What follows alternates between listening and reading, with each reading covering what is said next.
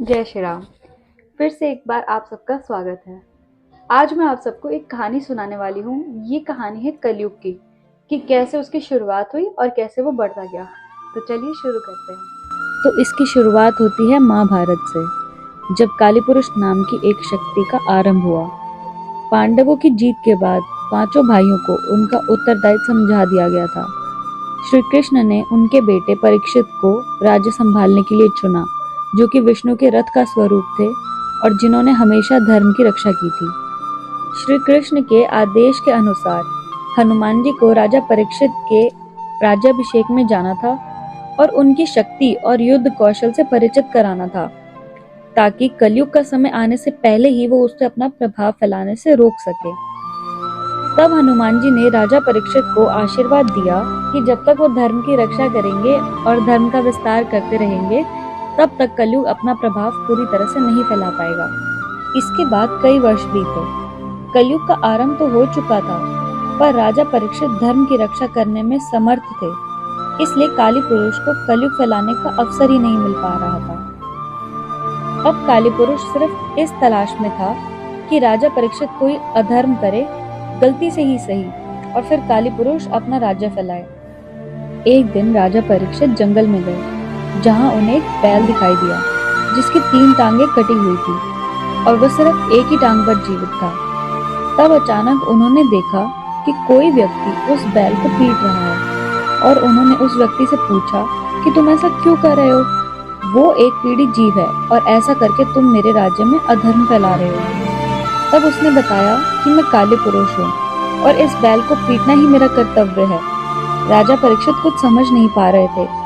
फिर उन्हें कलयुग और अधर्म के बारे में याद आया और वे पूरी बात समझ गए कि वो बैल और कोई नहीं बल्कि धर्म पुरुष है, जिसकी 3 टांगे यानी कि धर्म, पवित्रता और तप टूट चुकी हैं और वो सिर्फ एक ही टांग यानी कि सत्य की टांग पर जीवित है। वो बैल सिर्फ राजा परीक्षित की वजह से जीवित था, क्योंकि उन्होंने ही धर्म को संभाला हुआ था। तब बैल बोलता है और उनको बताता है कि आप सही समझे, मैं ही हूँ धर्म पुरुष। अब आप सोच रहे होंगे कि उस बैल ने पहले ही क्यों नहीं बोल दिया कि वो दुख में है। इसका भान भी राजा को हो चुका था और वो समझ गए थे कि अपने को दुख देने वाले के बारे में भी किसी और से कहना भी एक तरह से चुगली माना जाता है, जो कि धर्म के खिलाफ है। और इसलिए वो बैल अपने ऊपर हो रहे अत्याचार के बारे में कुछ नहीं बोला।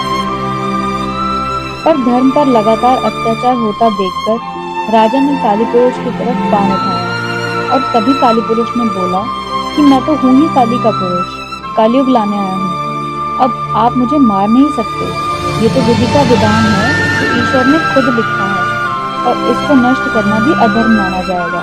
तब काली पुरुष ने कोई एक ऐसा स्थान मांगा ताकि वो उसका विनाश भी ना हो और वह वहां अपना अधर्म भी फैला सके।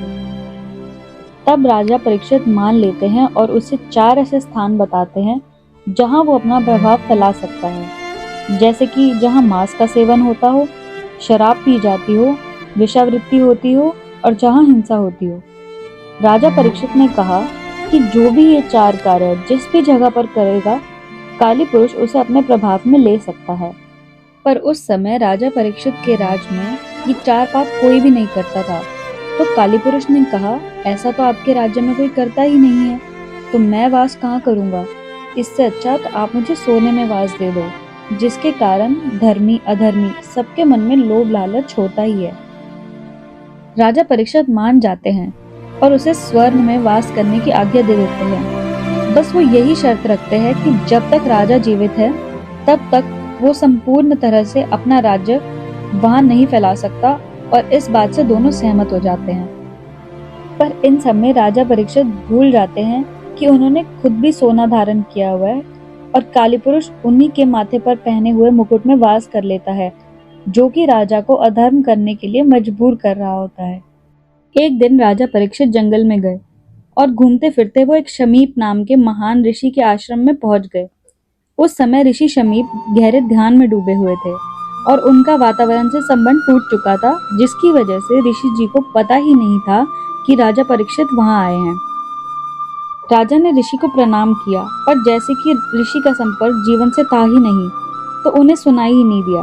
अब ऐसी हालत में राजा के सर पर पहने हुए मुकुट में जो कालीपुरुष था वो अपना असर दिखा रहा था और राजा को गलत सोचने पर मजबूर कर रहा था। और इसी के चलते राजा ने ये सोचा कि मैं पूरी धरती का राजा हूँ, प्रणाम तो ऋषि जी को करना चाहिए, पर मैंने किया और इन्होंने जवाब तक भी नहीं दिया। राजा परीक्षित उनसे थोड़ा पानी मांगते हैं, फिर भी वो कोई जवाब नहीं देते, तो जो काले पुरुष था वो उनके माथे पर बैठकर उन्हें भड़का रहा था। ऐसा करके उसने राजा के दिमाग को अपने वश में कर लिया था। और फिर राजा ने सोचा कि इस ऋषि को दंड मिलना चाहिए, और फिर वो ऋषि के ऊपर सांप छोड़ देते हैं और वहां से चले जाते हैं। और अब काले पुरुष खुश हो जाता है क्योंकि राजा ने बदले की भावना रखी, और वो भी अधर्म है। अब बस उसे इंतजार था तो राजा के मरने का। थोड़े समय बाद ऋषि शमीप का पुत्र ऋषि श्रृंगी वहां आता है और देखता है कि उनके पिता के ऊपर किसी ने सांप रखा हुआ है। वो उस सांप को वहां से हटा देता है और फिर गुस्से में आकर उस व्यक्ति को श्राप दे देता है जिसने उनके पिता के ऊपर सांप रखा।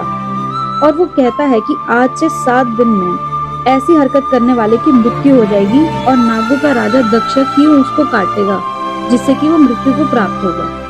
अब जब ऋषि शमीक ध्यान से जागते हैं तो उनको पूरी बात का पता चलता है, और क्योंकि वो परम ज्ञानी थे तो वो देख लेते हैं कि जिसको उनके बेटे ने श्राप दिया है वो और कोई नहीं बल्कि खुद राजा परीक्षित है। ऋषि जी अपने बेटे से कहते हैं कि तुमने अनजाने में राजा को श्राप दे दिया है, वो भी मृत्यु का, और इस बारे में उन्हें पता भी नहीं है। ऋषि अपने बेटे से कहते हैं कि वो अभी जाए और राजा को सब बता दे। श्रृंगी अपने पिता की बात मानकर राजा के पास जाता है और उनको सब बात बता देता है। राजा को तब एहसास होता है कि उनसे कितनी बड़ी भूल हो गई है जो उन्होंने ऋषि को मारने का सोचा, और अब वो परेशान हो जाते हैं कि वो इस पाप को कैसे उतारे। तभी नारद जी वहां आते हैं और राजा उनके सामने हाथ जोड़कर पूछता है कि अब वो मृत्यु से पहले इस पाप को कैसे उतारे। तब नारद जी बताते हैं कि वो ऋषि शुकदेव के पास जाए जो कि वेद व्यास जी का पुत्र है, और उनके पास जाकर उनसे श्रीमद् भागवत की कथा सुनने को कहे, तभी राजा का पाप उतरेगा और वह मोक्ष को प्राप्त होंगे। नारद जी की बात मानकर राजा परीक्षित ऋषि शुकदेव के पास जाता है और उनसे श्रीमद् भागवत की कथा सुनने को कहता है, जिससे कि उसका पाप उतर जाता है। और श्रृंगी के श्राप के अनुसार दक्षक सांप उनको डस लेता है और वहीं वो मृत्यु को प्राप्त हो जाते हैं। अब काली पुरुष से किए वादे के अनुसार राजा के मरने के बाद वो अपना कलयुग फैला सकता है, और वो वैसा ही करता है, और ऐसे ही कलयुग का आरंभ हो जाता है।